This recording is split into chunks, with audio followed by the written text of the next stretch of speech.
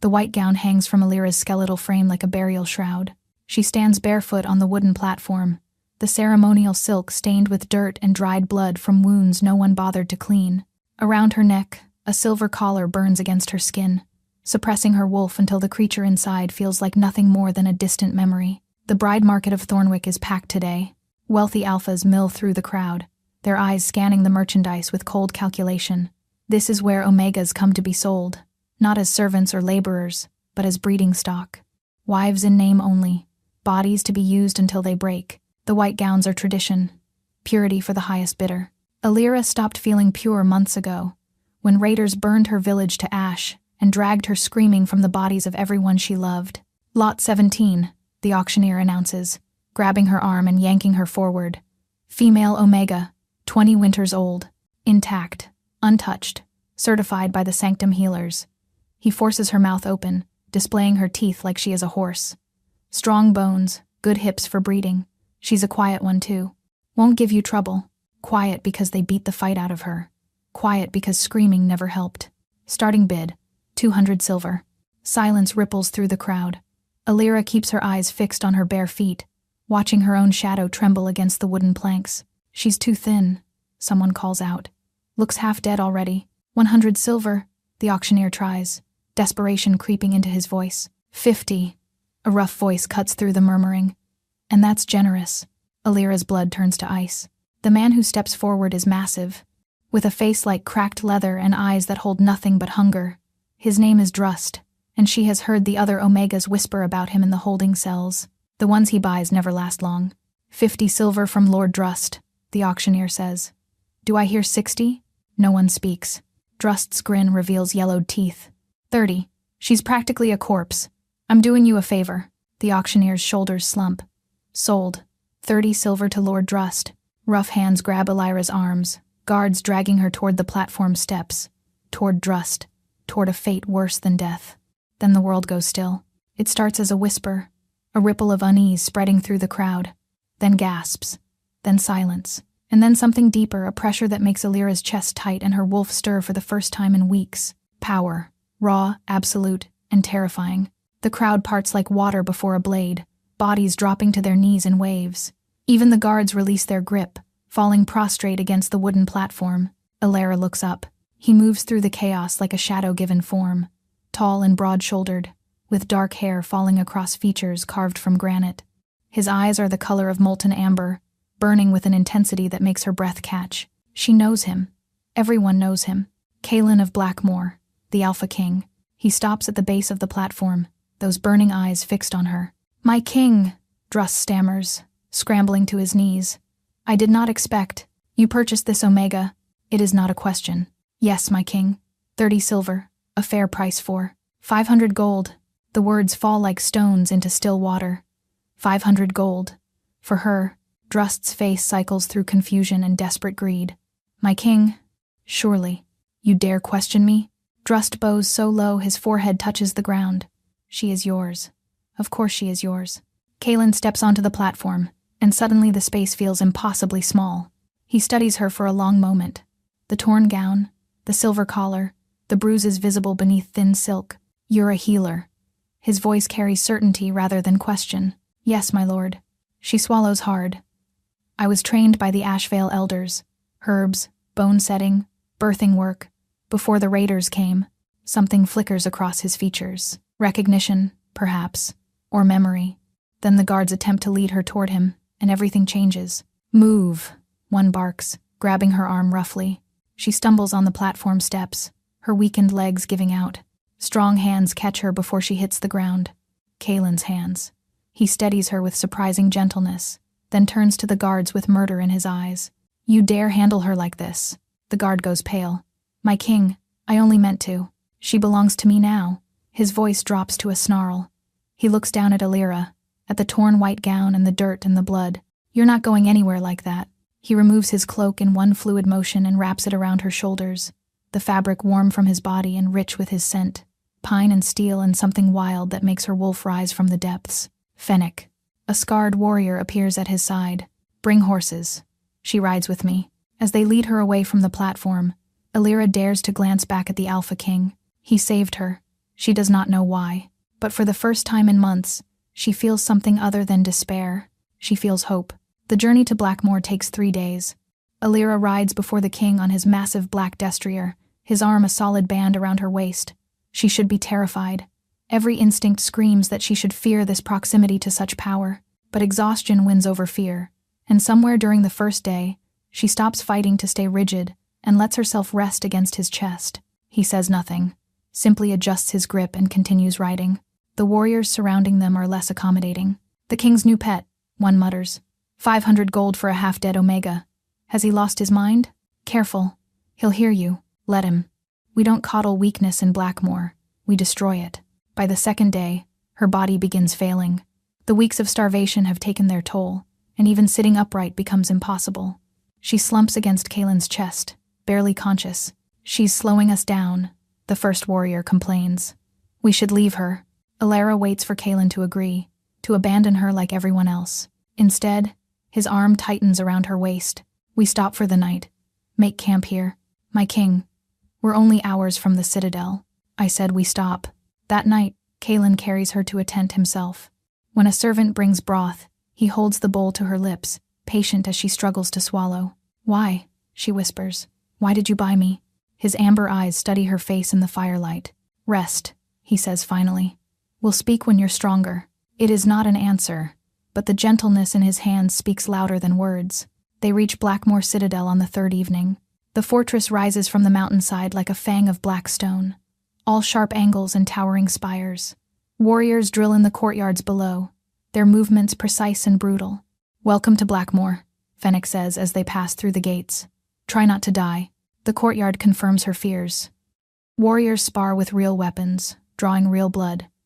Young wolves are beaten for showing hesitation. Servants move with hunched shoulders and downcast eyes. No one smiles. No one laughs. Kaelin dismounts and lifts her down, setting her on her feet with that same surprising gentleness. But before she can find her balance, a voice cuts through the courtyard. Nephew. The single word carries poison. Alira turns to find a tall warrior approaching. So similar to Kaelin they could be brothers separated by 20 winters.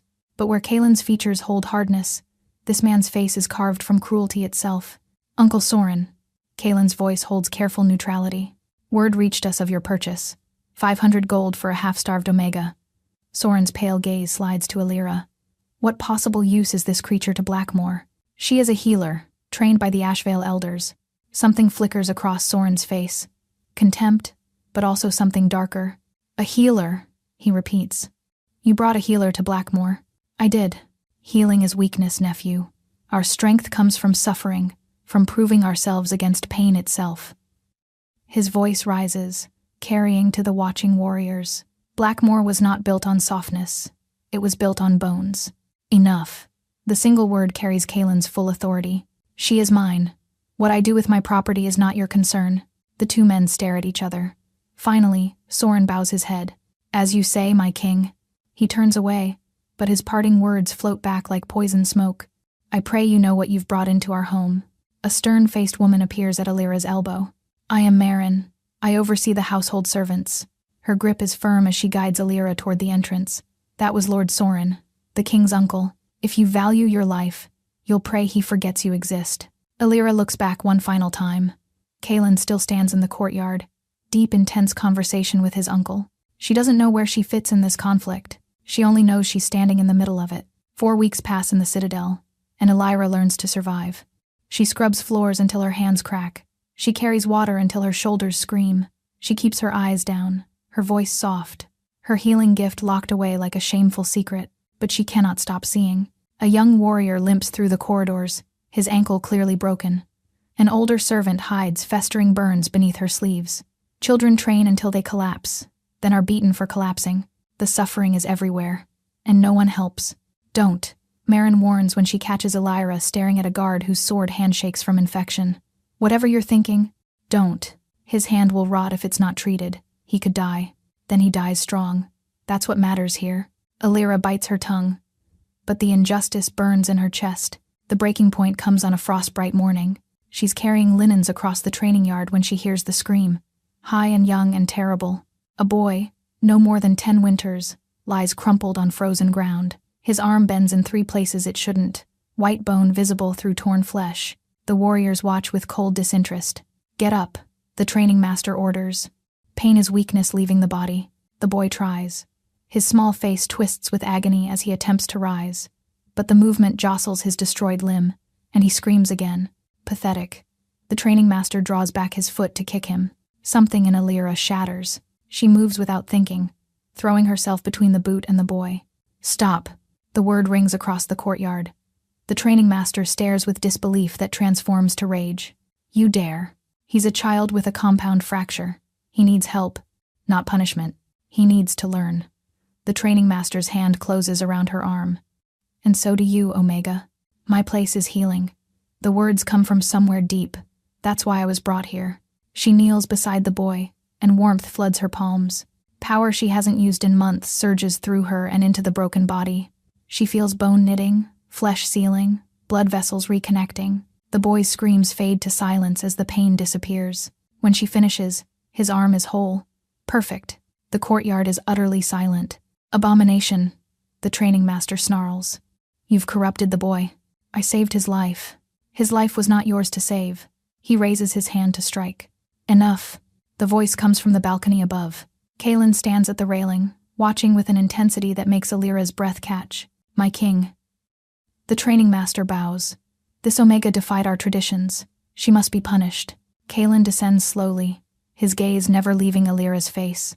She should look away. She should bow and beg forgiveness. Instead, she lifts her chin and meets his eyes directly. "The boy was dying," she says clearly. "I made a choice. You made a choice that was not yours to make. Then punish me, but don't tell me I was wrong." The courtyard holds its breath. "The boy would have died," Kaelin says finally, addressing the watching warriors. "A dead warrior serves no purpose. A healed warrior can train again tomorrow." He looks back at Alira. The Omega acted within reason. "My king," Soren's voice cuts across the courtyard. "You cannot allow this. She undermines everything we've built." "I allow what I choose to allow, uncle. Do not forget who rules here." Soren bows stiffly. "As you say, my king." He walks away, but the look he throws Alira promises this is far from over. As Fennec leads her toward the citadel, she catches Kaelin glancing back, just for a moment. And in that moment, she sees something unexpected. Pride. 3 days pass in tense silence. Alira performs her duties as usual, but the citadel feels different. Warriors watch with wary curiosity. Servants whisper when she passes. "She healed Bram. Did you see? The king allowed it." "What does that mean?" Soren is furious. This won't end well. The summons comes after evening meal. A guard appears at her chamber door. "The king wishes to see you. Alone." Alira's heart hammers as she follows him through corridors she's never walked, up winding stairs to the highest tower. The guard stops before massive oak doors. Through there, the chamber beyond steals her breath. A fire roars in a hearth large enough to stand in, casting shadows across rich tapestries. The room is warm in a way the rest of the citadel isn't. Kaelin stands by a tall window, staring at moonlit mountains. "Close the door." She obeys, her bare feet silent on stone. Without armor and authority, he looks almost human. The tension in his shoulders, the weariness in his posture. "You wanted to see me, my king." "Kaelin." He turns to face her. "When we're alone, you may call me Kaelin." The intimacy makes her chest tight. "Kaelin." He gestures to a chair by the fire. "Sit, please." She perches on the edge, acutely aware of him moving to stand before the hearth. Flames paint shadows across his face. "What you did in the courtyard was dangerous." "I know. Do you?" His eyes find hers. "You defied centuries of tradition. You made my uncle look weak. You gave hope to people taught that hope is poison. And that was wrong?" "No." His voice drops. "That's what terrifies me." He turns back to the fire. "I wasn't born in Blackmoor. My family lived in the eastern valleys, a small territory, peaceful. My father believed in mercy. My mother was a healer." Alira's breath catches. "I was 12 when the raiders came. They'd heard about my father's philosophy, that he refused to kill prisoners, that he saw strength in kindness." A bitter laugh escapes him. "They called it weakness, and they proved it. Kaelin, they killed everyone. My parents, my siblings. I survived because my uncle found me hiding." His voice goes flat. "He took me in, trained me, taught me that my parents died because they were soft, that mercy was a disease." He falls silent. Alira sees the boy beneath the king. a child who watched everything burn. So I became hard. I conquered. I killed. I made Blackmore into something so terrifying no raider would dare attack us. He meets her eyes, and I told myself it was worth it. But you bought me. A healer. Yes. Why? He crosses the space between them and kneels before her chair. Because I'm tired. Alira. The words crack like ice breaking. Tired of watching children beaten for falling. Tired of burying warriors who died from wounds that should have healed. Tired of being the monster my uncle made me. His hand hovers near her cheek. When I saw you at that auction, broken and starving and still burning with something that refused to die, I didn't buy a healer. I bought hope. Mercy isn't weakness. She catches his hand and presses it to her cheek. It's strength that doesn't need to prove itself through cruelty. Something raw flashes across his features. For a moment, he's not the Alpha King, just a man alone with pain too long. Then his expression shudders, and he pulls away. My uncle won't accept this. What you are threatens everything he believes. Are you warning me about him or for him? Both. He rises, putting distance between them. Be careful, Alira. Use your gift only when lives are truly at stake. The dismissal is clear. She moves toward the door, but at the threshold, she pauses. Kaelin. Your mother. Was she a good healer? Silence stretches. The best I ever knew. His voice is rough. Until you. Alira slips through the door before he can see the tears in her eyes. The days following their conversation feel charged with invisible lightning. Alira moves through her duties with heightened awareness, feeling Kaelin's presence even when she cannot see him. Sometimes she catches him watching from a doorway before he turns away. Other times, she finds small kindnesses waiting. Extra bread, a warmer blanket, new shoes. He never acknowledges these gifts. She never mentions them. But Soren notices everything. His pale gaze follows her through the citadel like a predator tracking prey. He never threatens directly. He simply watches. You need to be invisible, Marin warns. Whatever the king feels for you, it won't matter if Soren decides you're a threat. The second defiance comes without warning. A hunting party returns at dusk, bloody from an encounter with a rival pack. One warrior is carried on a stretcher, his chest torn open by claws. Alira sees the blood pumping from wounds too deep, sees the resignation in the eyes of those carrying him. They're taking him somewhere to die. Don't, Fennec says, appearing at her side. I know what you're thinking. He'll be dead within the hour. Then he dies with honor. Your way is murder dressed in tradition. She pushes past him, running toward the stretcher with warmth already gathering in her palms. Put him down. Now. Someone obeys. Her focus narrows to the destruction before her. Punctured lung, severed arteries, cracked ribs. Worse than the boy's arm, but she refuses to let him die. Golden light sinks into torn flesh and shattered bone. She forces his heart to steady, drains blood from his lung, burns away death's cold fingers. When she surfaces, gasping, the warrior is breathing easily, alive. The courtyard erupts. Some warriors cheer, dropping to their knees with tears on battle-hardened faces. Others recoil in horror. And through it all, Soren's voice rises. Abomination. She corrupts our strongest with her weakness. She saved his life, Fennec says, stepping forward. Tormund would be dead without her. Tormund should be dead. Enough. Kaelin stands at the citadel entrance, dusty from the road. The Omega acted correctly. She defies you again. Nephew. As many times as she saves lives that matter to this pack, Kaelin's gaze finds Alira's. Tormund is irreplaceable. His experience cannot be replaced by his death. The Omega acted against everything we stand for. Then perhaps what we stand for needs examination. Soren staggers back. You've changed. She's changed you. Do not speak of my parents. Someone must, before you repeat their mistakes. A messenger bursts through the gates. My king, the eastern border. Raiders have broken through. The personal conflict evaporates. Kaelin transforms into a king at war. Full mobilization.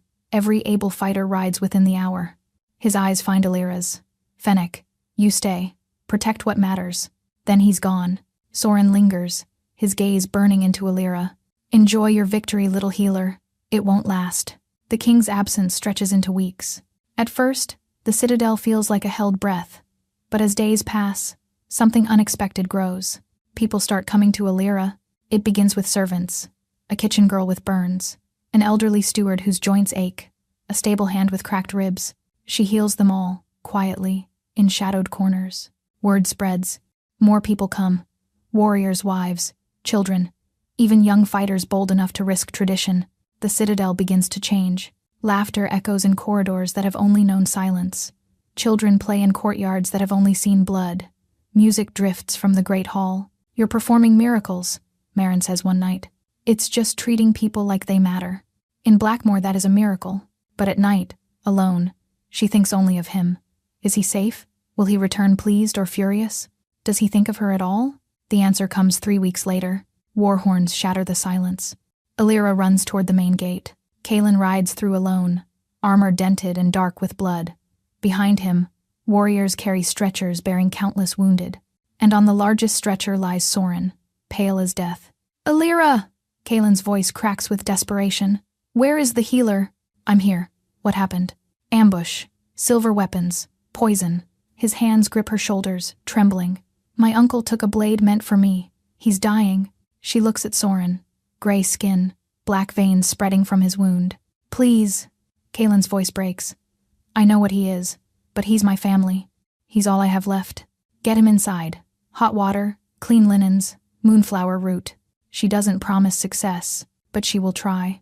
For him, the healing takes 17 hours. Alira works through dawn and dusk and dawn again. Her hands glowing so brightly they leave after images. Silver poison is unlike anything she's fought alive, resisting her power, spreading faster than she can burn it away. Kaelin stays the entire time. He doesn't speak. He simply sits in the corner, watching with hollow eyes. Sometimes she catches him praying in the old tongue, prayers his mother must have taught him. Around the 15th hour, her strength begins failing. "I can't." She staggers, and suddenly Kaelin is there, catching her. "The poison is too deep. I need more power than I have. Use mine." She blinks up at him. "I've heard of this. Healers drawing strength from others." His jaw tightens. "Take what you need, whatever it costs. That could kill you. Then don't take too much." His hands cup her face. "I trust you, Alira. With my life. With his." Something cracks open in her chest. She presses her palm against his heart and opens herself, creating a bridge between his strength and her gift. Power floods through her like lightning. Not just physical strength, his will, his determination, the fierce protective love he still holds for his uncle. Raw and overwhelming and beautiful. She channels it all into Soren's broken body. The poison fights back. She burns through it systematically, purging every black vein. Tissue regenerates. The gray pallor fades. When she withdraws, both she and Kaelin collapse beside the bed. "It's done," she whispers. "He'll live." Kaelin's arms wrap around her, pulling her against his chest. She feels his heart pounding, still racing from what they've shared. "Thank you." She should pull away, remember her place. Instead, she burrows closer, breathing in smoke and steel. They stay like that until dawn. Soren wakes at midday, his pale eyes flutter open, confusion giving way to recognition as he sees his healed skin. Then those eyes find Alira. "You." No gratitude, only fury. "Uncle." Kaelin moves to the bedside. "The healer saved your life. Then you should have let it end. That poison was the only reason you're breathing." "I don't want to breathe." Soren struggles upright. "Every warrior who saw this will know I survived because of Omega magic. My authority is destroyed. Your authority was built on suffering that never needed to exist." Silence crashes through the room. "What did you say?" Soren's voice is dangerously quiet. "I said what we've built here is wrong. The cruelty you dressed as strength, it was never necessary. My mother knew that. My father knew that. Your parents were weak. My parents were murdered by monsters. That doesn't make their values wrong." Soren stares at him. Then his gaze slides to Alira. Not just hatred, recognition, decision. "I see what she's done to you. She's done nothing except show me another way. She's done everything." Soren's smile is terrible. "But I won't fight you. You're the king. The surrender is too easy." Alira wants to warn Kaelin, to scream that Soren is planning something. But Kaelin strides from the room before she can speak. "You should have let me die, little healer." Soren's voice follows her toward the door. "It would have been kinder, especially for you." The week following Soren's recovery passes in suffocating tension. On the surface, nothing changes. Soren moves through the citadel with careful courtesy, never challenging his nephew publicly. He even thanks Alira once, in front of witnesses. But underneath, something coils like a serpent. Kaelin withdraws. He still watches her from doorways, still ensures she receives extra rations. But the intimacy of that night in the healing chamber seems to haunt him. He never seeks her out privately.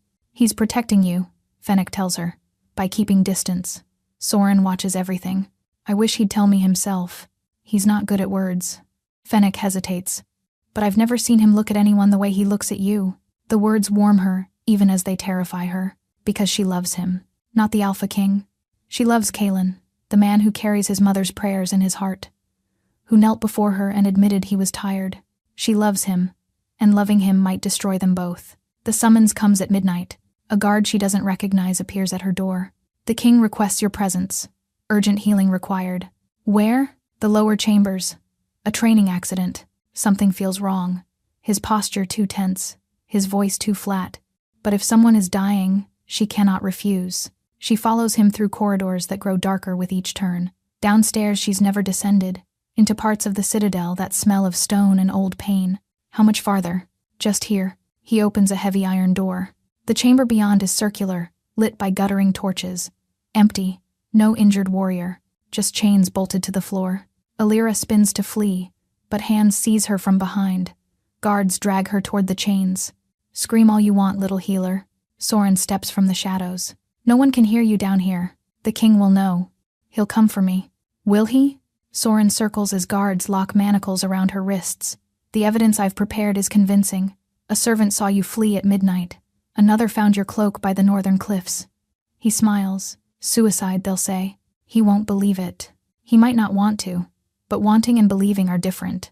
He draws a blade from his belt. I considered making this slow, but I lack the patience. He raises the knife. Goodbye, little healer. The chamber door explodes inward. Kalen storms through like vengeance given form, his burning gaze taking in the scene. Behind him, Fennec and a dozen warriors pour in, weapons drawn. Uncle, step away from her. How did you know? Because I know you. Kalen advances slowly. Did you think I wouldn't have her watched? She's corrupted you. She's healed me. From wounds you inflicted. Soren's pale eyes flick between them. Calculation giving way to desperation. If I can't save you from yourself, I'll save Blackmore from you both. He lunges.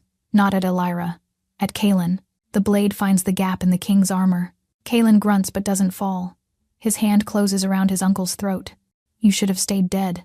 His claws extend. Kalen, don't! Too late. The king's hand punches through his uncle's chest. Soren's eyes go wide, then dim. His body crumples. Kalen turns to face her. Blood flows freely from his wound. Too much. The blade was poisoned. Elira, he breathes, taking one step before his legs give out. No! She strains against the chains. Get me free. The blade was poisoned. Warriors scramble to unlock her manacles. She throws herself beside him, pressing her palms to his wound. But after channeling power into Soren, after weeks of healing everyone who came to her, she has nothing left. Stay with me. She presses her forehead to his chest. Please. I can't lose you. His hand finds hers, grip weak. Worth it, he whispers. You're worth it. His eyes flutter closed. Elira refuses to let him go. Warriors carry Kalen to his chambers while she stumbles alongside, one hand pressed to his wound. Clear the room, she orders. The door closes. She's alone with him and the death creeping through his veins. The poison is different from Soren's, slower, crueler. She can feel it spreading like ink through water, and she has nothing left. No, she whispers. This is not how our story ends. She reaches deep, past exhaustion, past fear, past every wall she's built. She finds something at her core. Not power, not magic. Love. Raw, terrifying love for this broken king who saw value in her when no one else would. Who wrapped her in his cloak. Who trusted her with his life.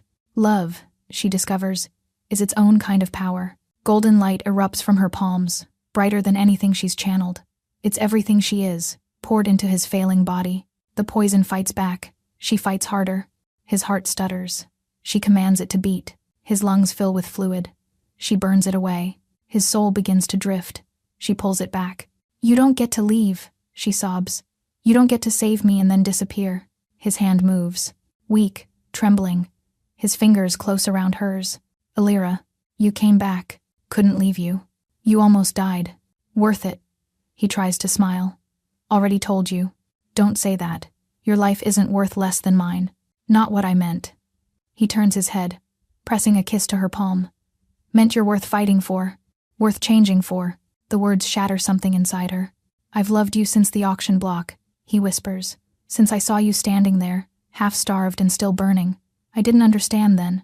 Thought I was recognizing your value as a healer.